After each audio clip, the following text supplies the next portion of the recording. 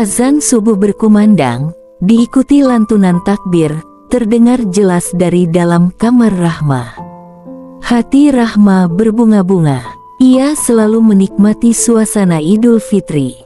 Semua bersukacita, semua bahagia, seiring dengan lantunan takbir yang saling bersahutan mengagungkan kebesarannya.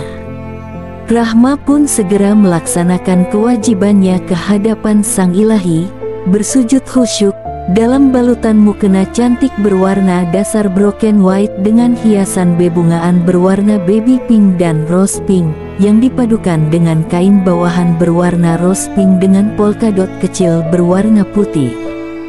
Persis mukena yang membuatnya segera jatuh cinta saat melihatnya di mall seminggu silam ketika berbuka puasa bersama Teguh dan teman-teman SMP mereka lainnya.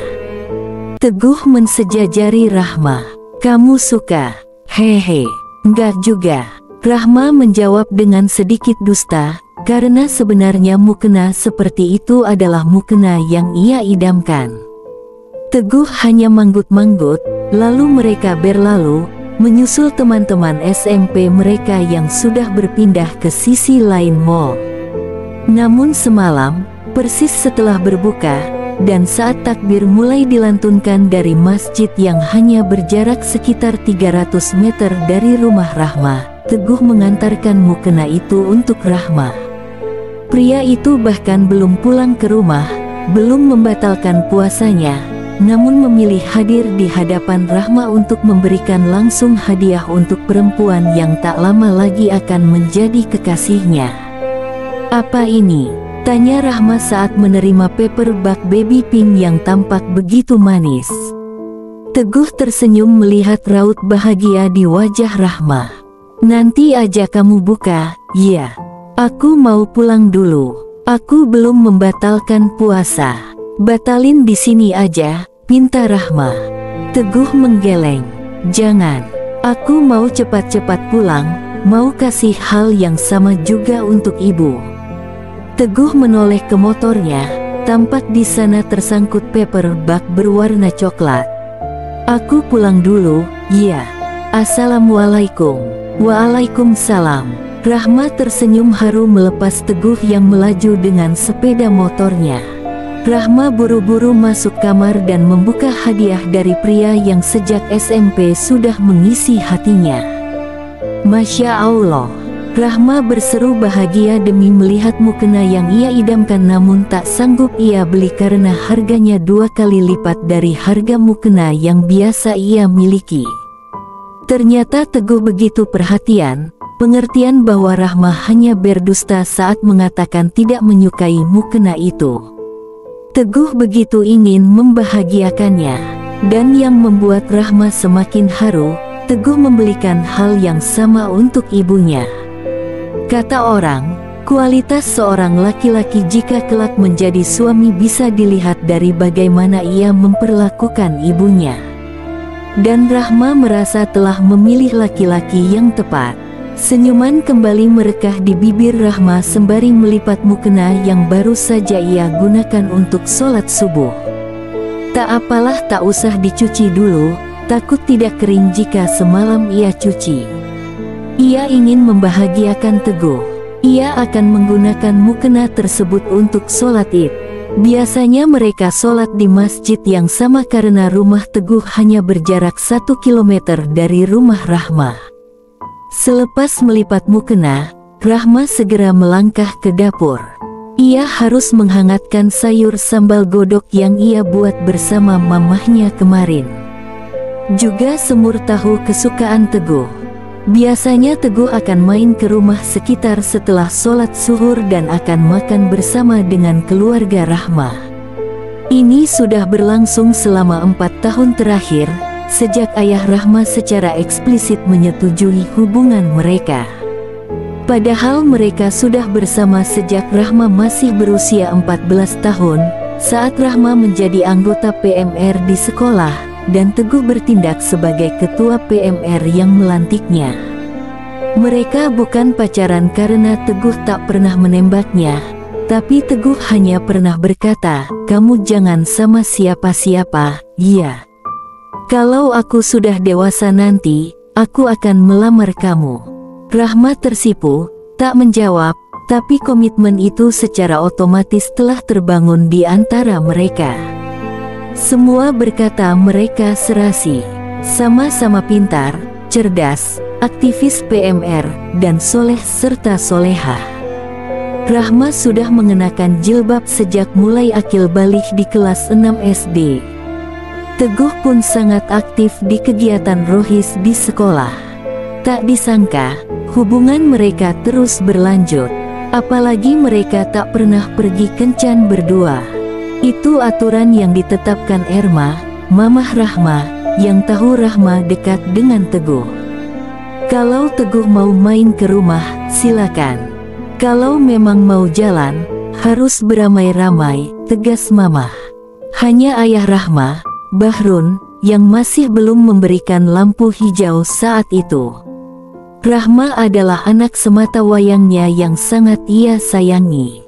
Tak semudah itu menyerahkan buah hatinya kepada orang lain, apalagi membiarkannya pacaran. Tak rela jika ada yang menjamah putrinya tanpa kehalalan. Bahrun memang hanya tukang gado-gado yang mangkal di perempatan sebuah pasar, tidak berpendidikan tinggi, tapi ia rajin menimba ilmu agama.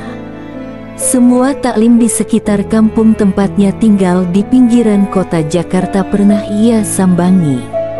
Ia paham betul, ia harus menjaga Rahma dengan baik. Namun ia sadar, Rahma remaja yang memiliki perasaan. Apalagi yang mendekati adalah Teguh, yang Bahrun tahu betul baik, soleh, dan cerdas. Namun ia tak mau membuat mereka berpikir mereka bisa berlaku seenaknya. Baru saat Rahma menginjak usia 20 tahun, saat Teguh sudah lulus kuliah D3, ia menerima Teguh sebagai laki-laki yang dekat dengan putrinya. Saat itu, ia pikir, tak sampai setahun lagi mereka akan menikah. Toh Teguh sudah lulus dan sedang mencari pekerjaan dan Rahma juga sudah bekerja di sebuah toko obat. Mereka sudah bisa membangun rumah tangga tak lama lagi. Namun hingga detik ini, 4 tahun sudah sejak saat itu, lamaran tak kunjung datang dari Teguh. Bahrun semakin gelisah. Ia harus menegur Teguh untuk segera menikahi Rahma. Bahrun menghampiri Rahma di dapur. "Neng," Bahrun memanggil anaknya dengan panggilan kesayangan, "nanti Teguh datang seperti biasa, kan?" Rahma mengangguk. "Insya Allah, Ayah." "Kenapa?" "Ayah mau bicara sama dia tentang hubungan kalian." Rahma terkesiap. Akhirnya tiba juga masa ini. Rahma hanya tidak menyangka ayah memilih Idul Fitri untuk berbicara dengan Teguh. Namun saat ini sepertinya teguran ayah agak sedikit terlambat. Teguh baru saja memulai kuliah S1-nya. Rahma tidak yakin Teguh akan bisa melamarnya sekarang ini. Teguh tipe laki-laki yang fokus pada satu hal.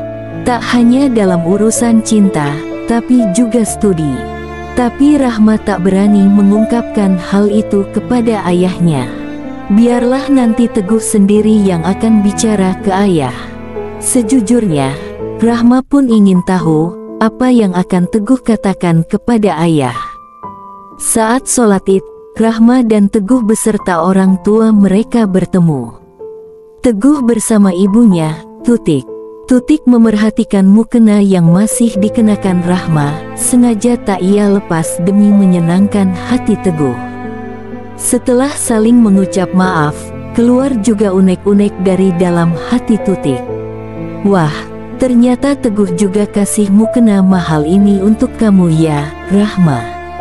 Selalu begitu, Tutik memang selalu menemukan celah untuk berkata tidak enak.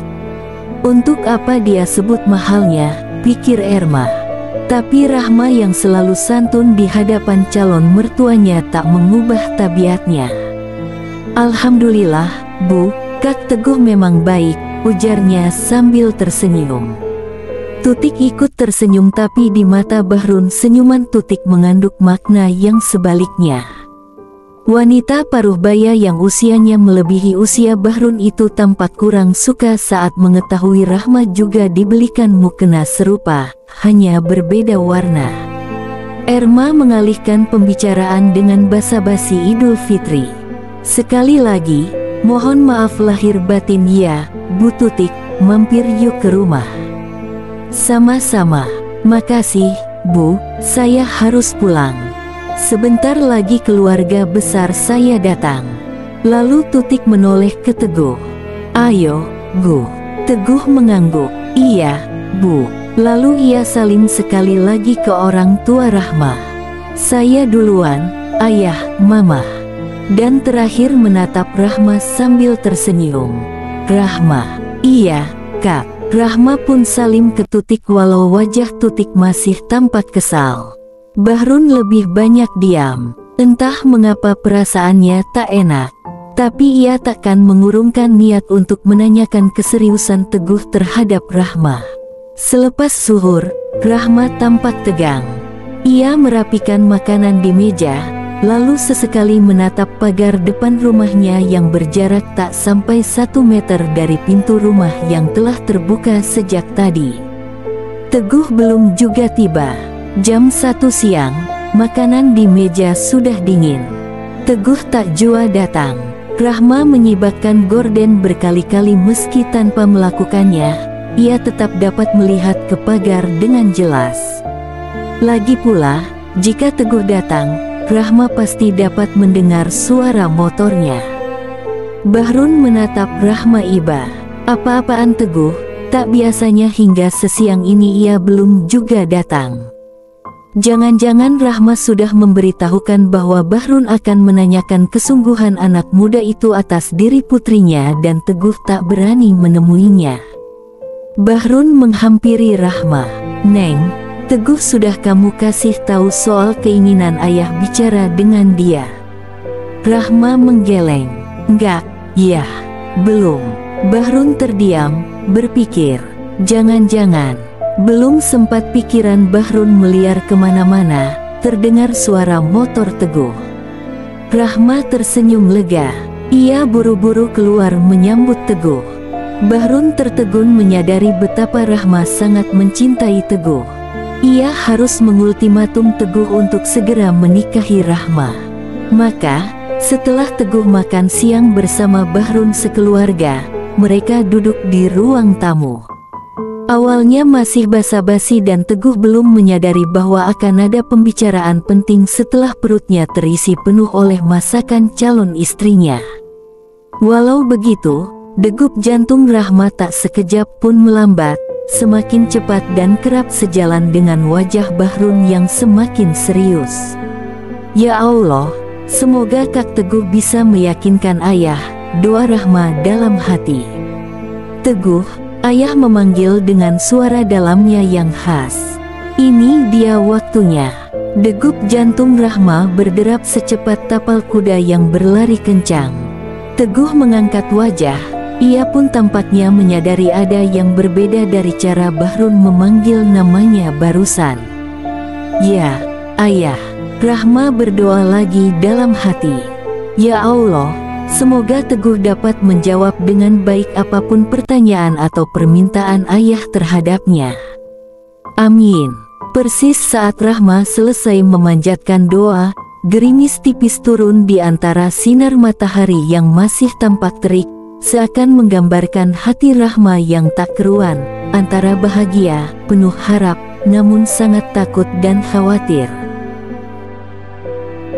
Di tempat lain, di sebuah rumah yang besar dan cukup mewah, hati Najla, seorang wanita berparas cantik dan lembut pun sedang diliputi rasa khawatir.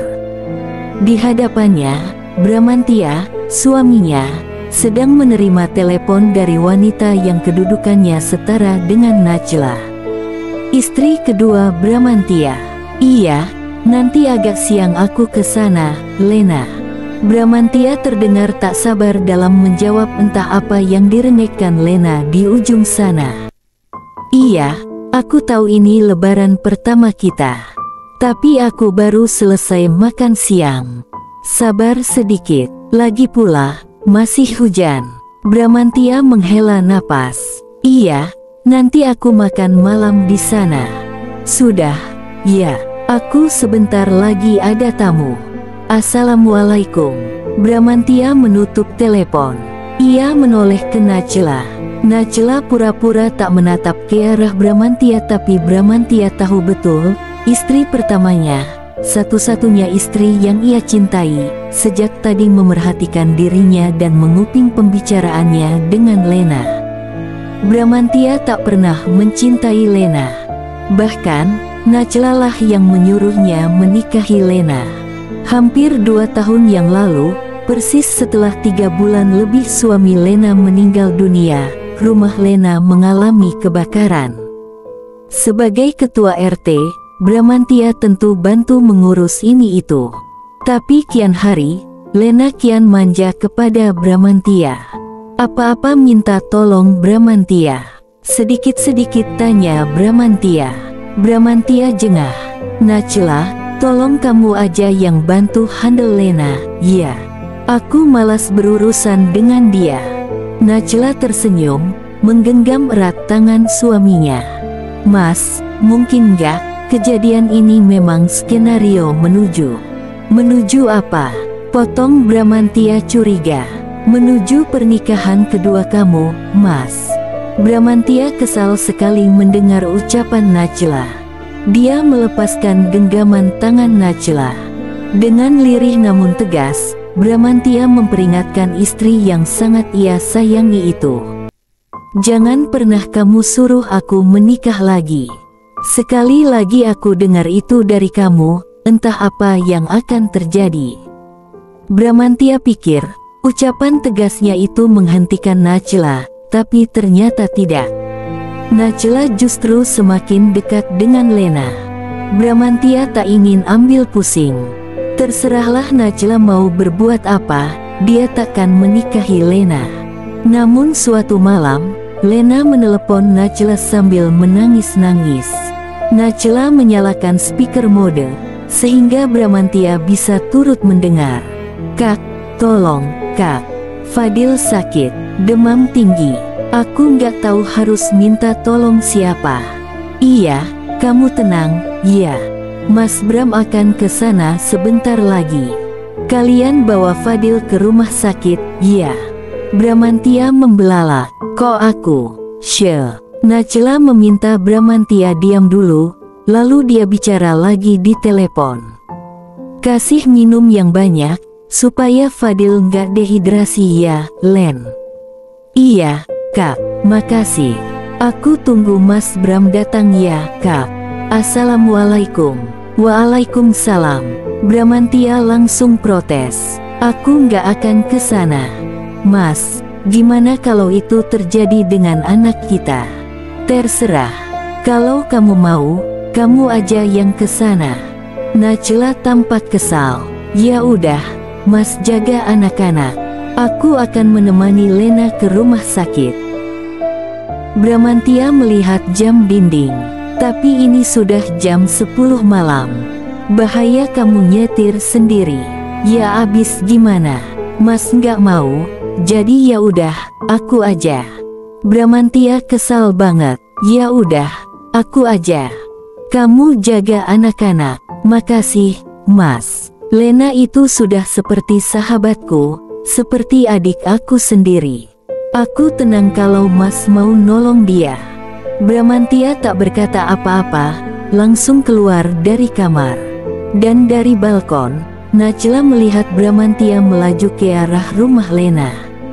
Najla tersenyum pahit. Maaf, Mas, ini demi kamu dan anak-anak juga.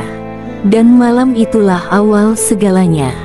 Pergunjingan tetangga tentang kedekatan Bramantia, sang pengusaha apotek yang sukses di daerah sekitar tempat tinggalnya, dengan Lena, janda yang baru saja ditinggal mati suaminya, membuat Bramantia jengah dan ingin mengakhiri semua. Kalau perlu, kita pindah dari sini. Omel Bramantia suatu siang setelah ia menerima pesan dari ketua RW bahwa warga merasa resah dengan kedekatan Bramantia dan Lena. Jangan, Mas. Aku senang tinggal di sini. Aku cocok dengan warga dan wilayahnya. Aku nggak mau pindah. Bramantya memandang Nachila dalam. Kenapa sih kamu, Nachila? Kamu sengaja mendekatkan aku sama Lena. Aku muak. Kamu cinta sama aku, sayang sama aku, sayang sama anak-anak, tanya Nachila lirik. Itu lagi. Trauma kamu itu yang akan membunuh kamu, Nachila. Bramantya tak sanggup menahan emosinya lagi. Sebesar apapun cintaku sama kamu, Nachila, aku gak akan menuruti apa yang kamu minta. Aku hanya ingin punya satu istri hingga akhir hayat aku. Titik. Nachila terkesiap. Bramantya tak pernah membentaknya sekeras tadi. Nachila menangis terseduh. Bagaimana kalau aku yang lebih dulu pergi? Bagaimana dengan anak-anak? Aku kenal Lena dengan baik. Dia mengurus Fadil dengan sangat baik. Aku yakin dia akan mengurus anak-anak kita dengan baik juga. Kalau aku sampai harus pergi lebih dulu. Aku sudah nggak punya orang tua. Kamu juga. Kakak-kakak kamu juga nggak bisa dititipkan anak. Nachila menghapus air matanya saat melihat Bramantya menatapnya dengan lebih tenang, tidak semarah tadi. Kalau aku sudah nggak ada, aku nggak tahu kamu akan menikah lagi dengan siapa, Mas. Baikkah, jahatkah? Aku nggak akan tenang di sana. Bramantya terdiam, tak tahu lagi harus berkata apa. Desakan demi desakan terus dihantamkan Nachila kepada dirinya. Hingga pada suatu pagi, diantar Nachila, ia meminang Lena, dilanjutkan dengan pernikahan sederhana keesokan harinya. Ia pikir selesai sampai di situ. Ternyata Lena mengharapkan pesta. Nachila mendukung, dengan alasan agar tak terjadi fitnah. Pesta pun dilaksanakan seminggu kemudian. Dan ia benci pesta itu. Di atas pelaminan, di sebuah gedung mewah pilihan Lena, ia memandangi Nachila dan kedua anaknya di bawah sana. Ia tak bahagia. Ketegangan masih menguasai Rahma dan Teguh. Wajah Bahrun pun tak kalah tegangnya. Jauh dari kedamaian yang biasanya meliputi aura seorang Bahrun. Di luar, hujan semakin deras. Seakan menambah gentingnya suasana. Bahrun melanjutkan kalimatnya. Ayah mau tanya, kapan kamu akan melamar Rahma? Rahma terkejut. Pertanyaan Bahrun begitu gamblang dan apa adanya, tanpa basa-basi.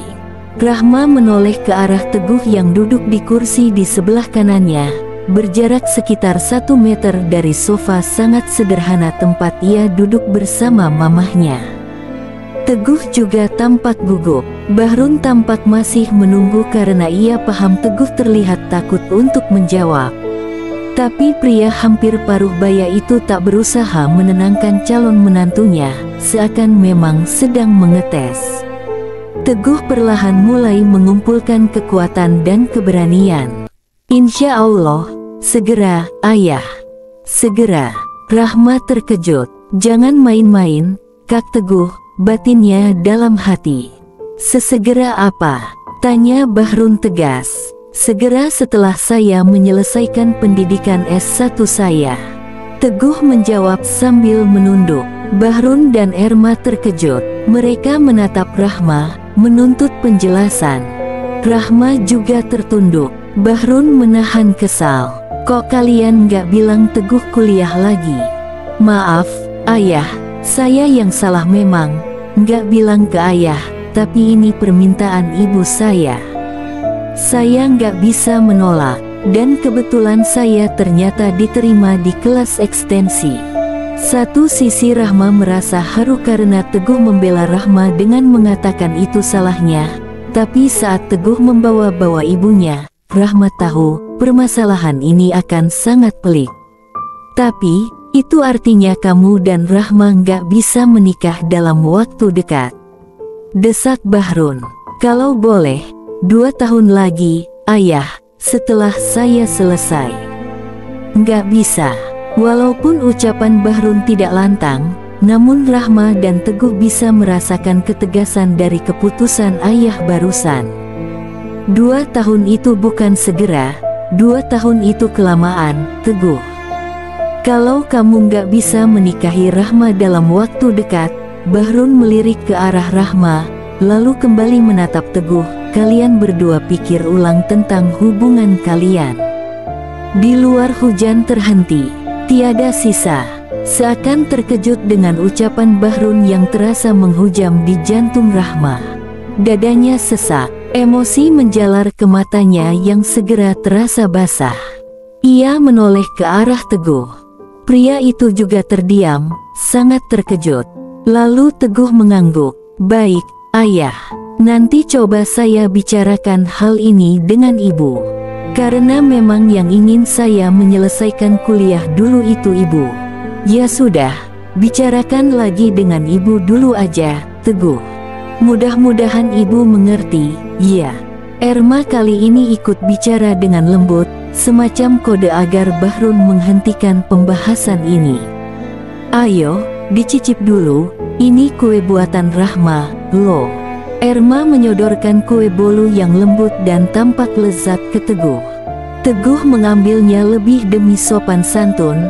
Sebenarnya, kerongkongannya serasa tercekat erat. Tak yakin bolu bisa dengan mulus melewatinya. Setelah segigit bolu, Teguh buru-buru mengambil teh di cangkir di hadapannya dan menghabiskannya. Rahma memerhatikan Teguh dan merasa iba. Seharusnya ayahnya tak sekeras itu kepada Teguh, kepada dirinya. Ayah tahu hubungan mereka sudah berlangsung lama. Apa salahnya menunggu 2 tahun lagi? Setelah Teguh pamit, Rahma mengantarnya ke pagar, dan melepasnya pergi di antara rintik hujan yang kembali turun. Rahma buru-buru masuk dan mengemukakan pendapatnya. Ayah, Neng gak masalah kalau harus nunggu Teguh 2 tahun lagi, ucapnya takut-takut. Bahrun menghela napas. Ayah yang masalah. Air mata Rahma tumpah juga akhirnya. Ayah tahu Neng mencintai Teguh, tapi nggak bijak menunda pernikahan kalian. Tadinya ayah pikir, setelah dia lulus kuliah D3, dia akan segera melamar Neng. Ayah tunggu-tunggu, tapi kali ini ayah nggak bisa nunggu lagi. 2 tahun terlalu lama.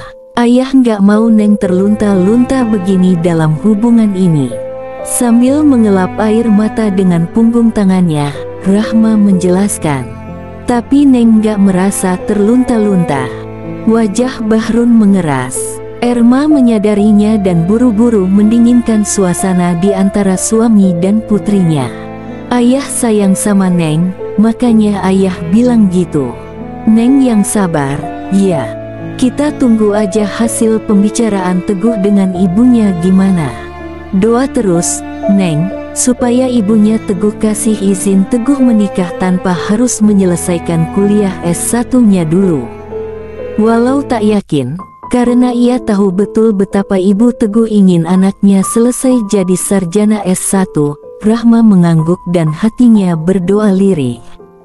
Di jalan, di bawah rintik hujan yang gerimis, Teguh mengingat lagi ucapan ayah Rahma tadi. Hati kecilnya berkata, bisa-bisa ia akan kehilangan Rahma, gadis yang ia sayangi sejak SMP. Teguh menghela napas. Betapa ia sungguh tak ingin mengecewakan Rahma. Asteris. Di rumahnya, Bramantia memandang jam di dinding. Sudah jam 3 sore.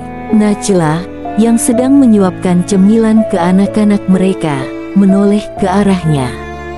Mas, semua tamu sudah pulang. Lena dan Fadil pasti sudah nggak sabar mau ketemu kamu. Bramantia menghela napas. Terbuat dari apa hati perempuan ini sebenarnya? Menyuruh suami mendatangi madunya yang penuntut. Aku berangkat, ucap Bramantia lirih. Najla mengangguk, tersenyum tipis. Bramantia melangkah ke pintu, tapi kemudian ia berbalik dan menghampiri Najla, mengecup keningnya. Mereka bertatapan dalam diam. Najla mengecup punggung tangan Bramantya. "Maaf tadi aku sampai lupa salim, Mas." "Nggak apa-apa. Aku berangkat. Assalamualaikum." "Waalaikumsalam, Ayah." Panggil putri bungsu Bramantya dan Najla, "Ica. Ayah pulang ya nanti malam, setelah dari rumah Mama Lena. Ica mau main kemah-kemahan sama ayah." Bramantya dan Najla saling pandang.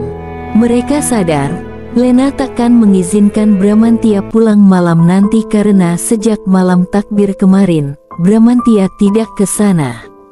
Suasana tegang di antara mereka. Namun Bramantya berusaha tersenyum ke arah putri kesayangannya. "Insya Allah," janjinya lirih, lalu melangkah keluar rumah dengan sangat gontai dan tak semangat. Dalam hati, Najla berbisik tak kalah lirihnya, "Maafin aku, Mas." Rasa bersalah menghantuinya selama hampir 2 tahun pernikahan Bramantya dan Lena. Ia tahu, Bramantya tak bahagia, dan itu salahnya. Ia telah mengecewakan pria yang teramat ia sayang. Sudah seminggu semenjak pertanyaan Burhan kepada Teguh. Dan baik Rahma maupun Teguh sama-sama tak berani membahas hal tersebut. Padahal, Rahma ingin menanyakan apa hasil pembicaraan Teguh dengan ibunya. Teguh juga ingin tahu apakah Burhan menanyakan lagi kepada Rahma tentang dirinya. Tapi mereka sama-sama tak berani memastikan, takut akan jawaban yang mengecewakan. Sehingga, saat saling menelepon atau mengirim pesan, yang mereka bicarakan hanyalah tentang hal sehari-hari dan tentang pekerjaan baru Rahma. Seperti malam ini, saat mereka sudah bersiap di kamar masing-masing untuk pergi tidur, Teguh mengirimkan pesan kepada Rahma. "Teguh, hai, besok kamu mau diantar nggak ke tempat kerja yang baru?" "Rahma, hai, nggak usah, kan deket juga." "Teguh, iya sih. Hati-hati, ya." "Rahma, aku bobo." "Ya." "Teguh, iya. Met malam, sayang." "Rahma, malam juga, Kak." Rahma menutup aplikasi chatnya. Hatinya galau karena, walaupun memang hubungan mereka bukan yang mesra berlebihan, tapi biasanya Teguh lebih perhatian dari itu. Atau kadang minta ditemani mengobrol sebentar. Memang ada kata sayang, tapi Rahma bisa merasakan, seakan ada dinding tipis yang membatasi komunikasi mereka. Di kamarnya, Teguh juga terdiam. Ia teringat saat mereka Rahma lulus SMK dan dirinya sudah tahun kedua kuliah D3.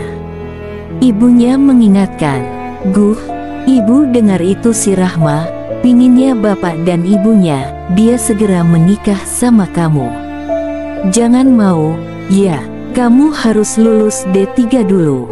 Dia juga suruh kuliah aja. Masa kamu D3 nikahnya sama lulusan SMK?" Ibu dengar dari siapa memangnya? Rahma nggak pernah bilang gitu. Ayah dan mamahnya juga nggak pernah ngomong gitu ke aku. Teguh duduk di sebelah ibunya. "Bu, ayah Rahma tuh nggak ada uangnya buat kuliahin Rahma. Kemarin juga masuk SMK kan karena nggak ada biaya juga buat lanjutin kalau hanya SMA. Kalau SMK kan bisa langsung kerja. Kok ia nggak berjuang sih orang tuanya? Kata kamu, Rahma pintar kan? Juara kelas gitu." "Iya, Bu. Ayahnya sih minta Rahma kuliah, akan dicarikan biayanya. Tapi Rahma yang nggak mau," bela Teguh. "Pasti malas dia tuh." Teguh tertunduk. Sejak dulu, ibunya tak pernah menyukai Rahma, entah kenapa. Mungkin ibu takut Teguh tidak konsen sekolah dan kuliah karena keberadaan Rahma. Tapi Rahma tidak mau bukan karena malas. Ia hanya tak mau memberatkan orang tuanya. Ayahnya hanyalah tukang gado-gado. Kalau memang harus membayar uang kuliah Rahma, ayahnya harus berjualan hingga sore, seperti saat Rahma di kelas 12 silam. Demi membayar semua biaya praktek, perpisahan, hingga tetek bengek lainnya, ayah Rahma baru pulang sore hari. Padahal, sebelum dini hari ia harus sudah bangun untuk mempersiapkan semua bahan gado-gadonya. Teguh tahu betul karena saat itu ia kerap dibangunkan Rahma untuk tahajud dan ia mendengar kesibukan di rumah Rahma yang mungil itu, yang kejadian apapun di dapur bisa terdengar hingga ruang tamu. Teguh juga sebenarnya tak ingin kuliah D3 dan merepotkan ibunya dengan biayanya, apalagi ibunya adalah orang tua tunggal. Tapi ibunya memaksa. Ibu orang bodoh, nggak kuliah. Anak ibu harus lebih baik. Begitu selalu yang dikatakan ibu kepada Teguh. Termasuk ketika ibunya bersikukuh Teguh harus kuliah S1. Teguh nggak ada uang buat biayanya, Bu, jelas Teguh saat itu. Masa, ibu tahu kok, di tabungan kamu di bank ada berapa belas juta gitu. Beberapa bulan yang lalu ibu lihat buku tabungan tergeletak di meja di kamarmu. Tanpa menatap Teguh, Tutik mengungkap bahwa ia sudah melihat-lihat isi buku tabungan anak semata wayangnya. Dengan agak takut-takut, Teguh menjawab apa adanya. Uang itu rencananya nanti untuk biaya menikah dengan Rahma, Bu. Tutik mendelik saat mendengar pengakuan Teguh. Usia kamu tuh baru berapa, Guh, kok sudah mikirin nikah? Kamu pasti didesak orang tuanya Rahma, ya? Enggak, Bu, mereka enggak pernah mendesak. Ya sudah, kalau begitu, pakai aja uang tabungan kamu untuk ambil S1. Enggak akan habis semua palingan. Dan seperti biasa, Teguh mengangguk patuh. Teguh tak pernah bisa berkata tidak kepada ibunya, yang sudah berjuang sendiri untuknya sejak ia berusia 7 tahun. Bapaknya berpulang akibat penyakit yang 2 tahun penuh membuat ibunya kurus kering akibat mengurus dan menafkahi mereka bertiga. Mengingat masa kecilnya yang tak mudah itu, Teguh akan melakukan apapun demi membahagiakan ibunya. Apapun. Rahma diantar Bahrun dengan motor tuanya, menelusuri jalan menuju tempat kerja yang baru. Segarnya udara pagi membuat Rahma bersemangat. Pekerjaan baru, harapan baru. Rahma berandai-andai, bagaimana jika ia bisa mengumpulkan uang dari pekerjaan ini, lalu uangnya akan ia serahkan kepada Teguh untuk biaya melamarnya. Karena, walau Teguh tak bilang, Rahma tahu, Teguh telah menggunakan tabungannya untuk biaya kuliah. Padahal Teguh pernah menunjukkan kepadanya jumlah tabungan itu. Untuk biaya nikah, ucapnya dengan semu kemerahan di pipi. Semu kemerahan yang membuat Rahma jatuh cinta saat ia masih duduk di bangku SMP. Setahun bersama di satu sekolah, Rahma ingin mengikuti jejak Teguh bersekolah di SMA, namun karena tak ingin membebani Burhan dengan biaya kuliah nantinya, Rahma memutuskan masuk SMK, mengambil jurusan farmasi agar bisa langsung kerja. Padahal cita-citanya sejak kecil adalah menjadi seorang dokter. Sempat terpikir masuk jurusan keperawatan, namun ia akan merasa lebih pedih jika harus terus bersinggungan langsung dengan profesi dokter. Di sudut hatinya yang terdalam, ia masih memimpikannya cita-cita itu. Dengan mengambil jurusan farmasi, Rahma tak harus bekerja di rumah sakit, ia bisa menjauh dengan bekerja di apotek. Seperti kali ini, ia bekerja di salah satu jaringan apotek terbesar di daerahnya. Rahma bangga bisa bekerja di sana. Memasuki apotek ber-AC yang dingin dan mewah itu, Rahma seakan disambut kesegaran dan semangat. Rahma berdoa dalam hati, semoga gajinya di sini cukup untuk menabung dan membantu Teguh menyiapkan dana untuk pernikahan mereka. Rahma disambut oleh seorang pria bernama Andi. Saat wawancara dulu, ia tak bertemu dengan pria ini. Andi tampak sok ngebos di mata Rahma. Ia mengajari Rahma dengan gaya yang seakan hanya dirinya yang tahu segalanya tentang dunia perapotekan. Rahma manggut-manggut saja. Sebenarnya, walau tak bisa menjadi apoteker karena hanya lulusan SMK, tapi pengalaman Rahma di bidang ini lumayan banyak. Selepas lulus SMK, ia langsung bekerja. Jadi, sudah 6 tahunan lah. Tapi demi kesopanan, Rahma tak banyak bicara. Tapi Rahma heran, perempuan yang mewawancarai dan menerimanya bekerja kenapa tidak ada. Ia menanyakannya kepada Pak Andi, pria itu minta dipanggil Pak walaupun Rahma yakin usianya tak sampai 5 tahun lebih tua dari Rahma, tapi lagi-lagi Rahma menurut saja. Ternyata perempuan itu sudah sakitan dan sebentar lagi akan mengundurkan diri. Menurut Andi, posisi perempuan tersebut akan diberikan kepadanya. Rahma tak peduli, silakan saja. Yang penting ia bisa bekerja di apotek ini, siapapun pimpinannya. Rahma mendapat tugas melayani di depan, termasuk menjadi kasir, menjawab pertanyaan pelanggan mengenai obat-obatan, merapikan konter, dan banyak lagi. Untung saja Andi lebih banyak bertugas di dalam, sehingga Rahma tak perlu banyak berinteraksi dengannya. Kata Andi, biasanya ada SPG dari salah satu vendor alat kesehatan, tapi hari ini tidak datang. Seorang pegawai lainnya baru akan datang jam 1 siang nanti. Rahma sendiri di depan. Agak repot juga sebenarnya karena memang apotek ini terkenal di wilayah tersebut. Banyak pelanggan yang datang. Andi hanya sesekali membantu Rahma di depan, ia lebih banyak di dalam. Padahal tak banyak obat yang harus diracik. Zaman sekarang, lebih banyak yang membeli obat paten. Tapi, lagi-lagi, Rahma tak memprotes. Biarlah dia sibuk, asal tidak diceramahi kepongahan pria itu. Tak terasa sudah jam 11 siang dan pelanggan sedang sepi. Rahma menyesap air putih yang ia bawa dari rumah dalam sebuah botol besar.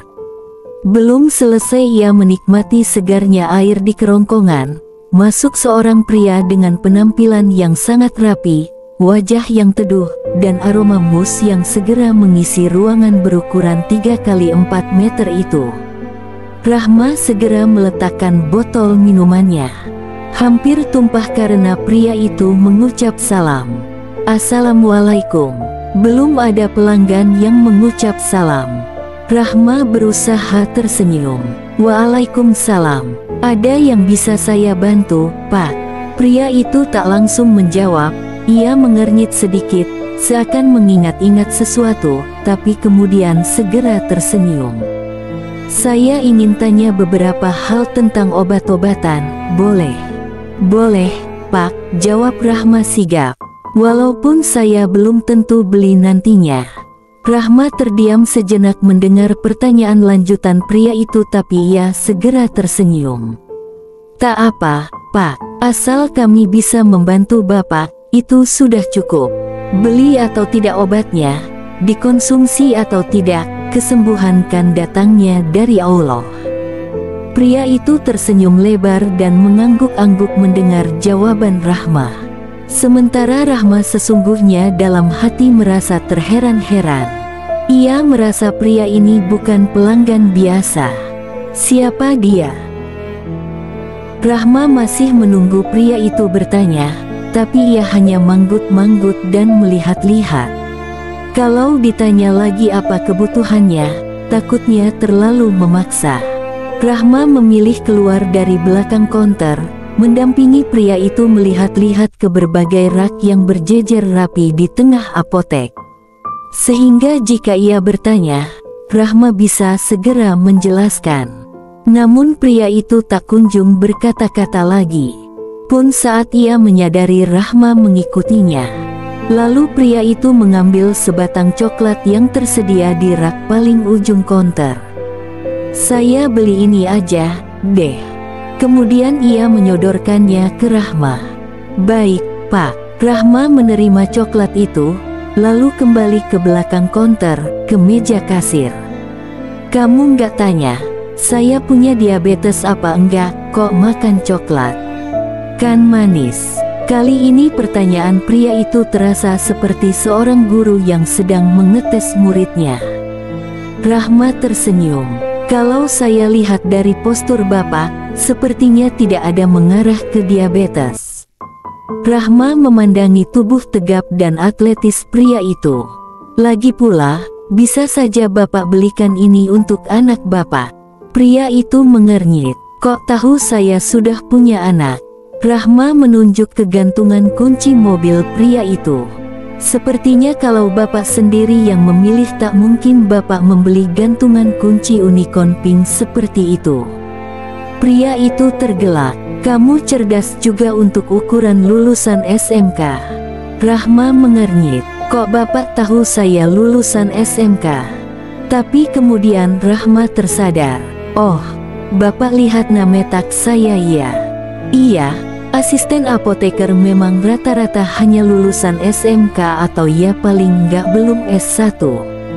Kalau sudah S1 pasti saya sudah jadi kepala apoteker di sini." Ketika itu, Andi muncul dari belakang. Persis saat Rahma tersenyum dan berkata, "Bapak cerdas juga untuk seseorang yang sepertinya kurang memahami farmasi." Andi terbelalak dan segera menegur Rahma. "Rahma, kamu ngomong apa sama Pak Bram?" "Pak Bram?" Rahma heran. "Pak Bramantia, pemilik apotek ini," omel Andi.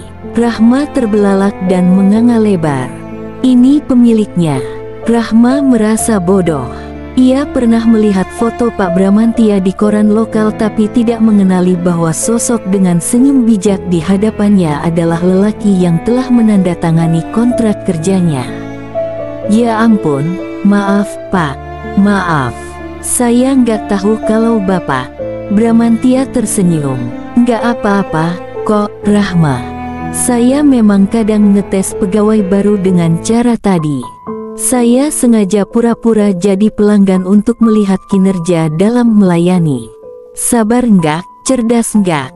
Kamu lolos kurasi saya." Rahma tersenyum lega, sementara saat Rahma menoleh ke Andi, lelaki yang sok ngebos padahal hanya sesama pegawai dengan Rahma itu tersenyum tidak ikhlas. Bramantia menyerahkan uang untuk membayar coklatnya. "Oh, Bapak tetap harus bayar, ya? Saya pikir ada akun khusus," tanya Rahma sambil menerima uang 100 ribuan itu. "Tetap bayar, dong," tanya aja si Andi. "Semua keluarga saya juga kalau belanja di sini harus bayar. Kalau sampai ada yang ngutang, saya harus dilaporkan, supaya langsung saya bayar. Bisnis is bisnis." Bramantia tersenyum. Rahma mengangguk-angguk, semakin salut kepada Bramantia. Ia tak menyangka Bramantia yang terkenal di daerahnya itu karena bisnis apoteknya yang semakin maju, ternyata sebegitu santai, ramah, dan rendah hati. "Ya sudah, saya mau ke cabang lain dulu." Bramantia menoleh ke Andi. "Oh ya, Bu Yana baru akan masuk minggu depan, ya? Kamu handle dulu semua urusan di sini, ya?" "Bu Yana nggak jadi resign, Pak?" tanya Andi dengan nada yang sepertinya mengandung kekecewaan. "Enggak lah, dia butuh uang untuk berobat. Dia akan kembali bekerja." Rahma menyodorkan kembalian dan struk belanja ke Bramantia. "Kembaliannya, Pak, makasih." Bramantia hanya mengambil pecahan kecil, yang pecahan besar, 50 ribuan diserahkan kepada Rahma. "Itu untuk kamu dan Andi makan siang. Cukup, enggak?" "Insya Allah cukup, Pak. Bisa buat beli nasi padang pakai rendang, alhamdulillah." Rahma menerima uang itu. "Terima kasih, Pak. Alhamdulillah." "Sama-sama. Ya sudah, saya pamit." "Rahma, selamat datang. Bekerjalah dengan semangat ya. Andi, terima kasih kamu sudah mau handle apotek ini selama Bu Yana sakit." "Terima kasih, Pak, ujar Rahma. Sementara Andi menjawab dengan sopan. Sama-sama, Pak, terima kasih juga sudah kasih kepercayaan buat saya. Bramantia mengangguk kemudian melangkah keluar apotek. Rahma tersenyum memandangi hingga Bramantia berlalu dari balik pintu apotek. Rahma menyadari Andi sedang memerhatikannya. Rahma menoleh ke Andi. Kenapa, Pak? Nggak usah ngeces gitu, lihat Pak Bram. Ingat, dia laki-laki beristri. Lalu Andi masuk kembali ke belakang. Astagfirullah. Rahma sontak beristighfar menahan kesal. Ngeces? Itu laki-laki kok bisa nyinyir begitu, ya? Rahma memandang kagum kepada atasannya yang sukses itu. Kok ngeces? Bramantia adalah panutan di dunia farmasi. Rahma mengetahui sepak terjangnya dari gurunya dahulu. Saat Bramantia mulai membangun bisnis ini, gurunya pernah bercerita bahwa di kampus dulu Bramantia adalah adik kelasnya yang cerdas. Bramantia gigih, ia sedang membangun impiannya dalam bisnis farmasi walau tak punya modal harta, hanya modal semangat, sementara gurunya memilih menjadi pendidik. Dan sekarang pria yang dulu diceritakan oleh gurunya itu sudah sangat sukses dengan cabang apotek yang cukup banyak dan bahkan kini menjadi atasannya. Wajar Rahma merasa kagum. Rahma semakin merasa harus berhati-hati dengan Andi. Ia tak boleh terlalu dekat tapi juga tak boleh jauh karena ia harus tahu gerak-gerik pria itu, jangan sampai merugikan Rahma sendiri. Tanpa Rahma ketahui, di ruangan peracikan, Andi menelepon seseorang. Halo, Lena. Gila, Len. Pegawai baru di cabang gue kayaknya naksir tuh sama laki lo. Hati-hati aja, bisa-bisa dia jadi istri ketiga Bram. Bersambung. Jangan lupa like dan subscribe.